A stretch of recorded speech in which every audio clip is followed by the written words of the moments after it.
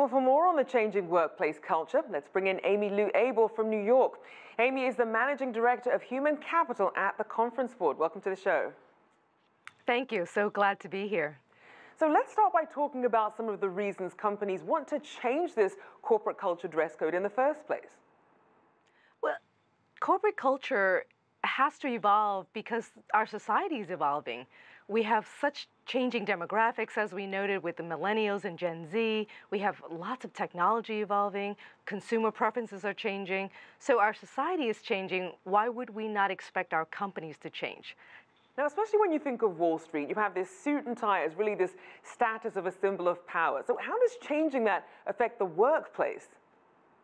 Well, it's brand and clothing exemplifies how the culture is represented in the organization, whether it's a modern feel, a casual feel, or a more formal feel. And all of us need to feel like we belong in the organization. And that's what I think the organizations are looking to. How do we help our employees and our talent feel like they belong in the organization and that they're comfortable, they can bring their whole self to work and yet represent our company well? Now, it's interesting because suits do symbolize power. Isn't the idea that people will just find just another way to show their status as opposed to actually changing the culture? You can, but lots of things reflect the culture, not just the clothing. It's how we interact, how we communicate, how we share news and information, and how we even just treat each other. Even the lunchroom all exemplify that culture. So clothing is one aspect of it. And again, all of it reflects how we want to be known as our company. Are we a stiff, formal organization, or are we more casual and we like to have a little more fun and maybe we have some free food? All of that makes culture in our company.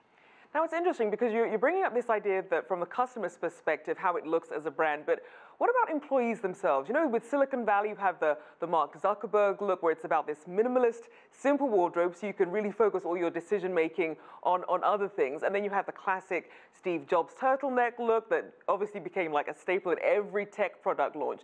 So how much of this is led by the nature of the work being done versus trying to dress like the boss or the CEO?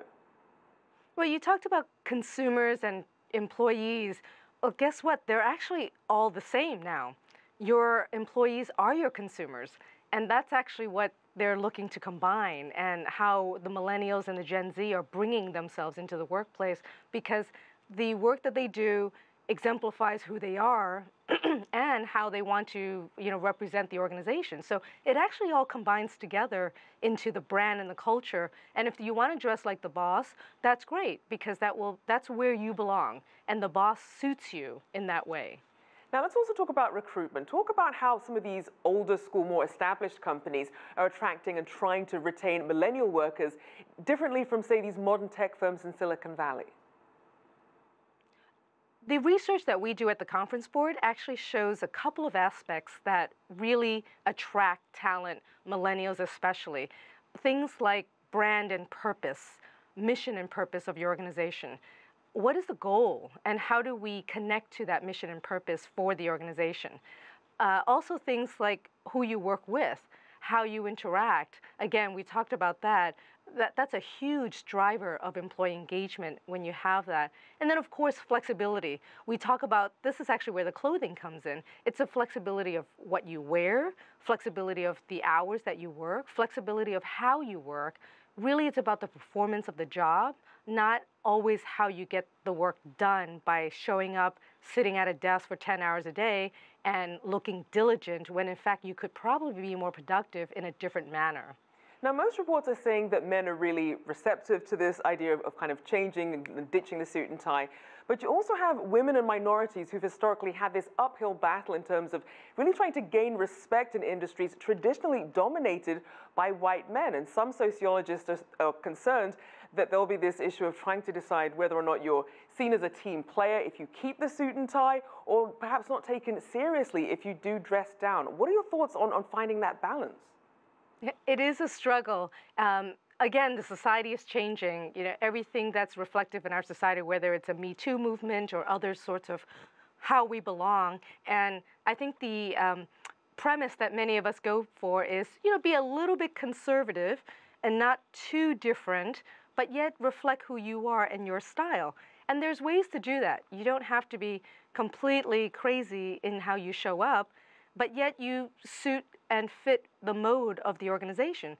So whether you're a male or female, how do you fit in, and what kind of brand do you want to represent as a personal brand? And that's another factor to bring in. So if you want to bring a little bit more power to your brand, maybe you would put on a suit and tie, or different types of heels. But if you don't, then maybe you don't have to, and you can be a little bit more casual, if you will. All right, thank you so much. Amy Lui Abel there, Managing Director of Human Capital at the Conference Board.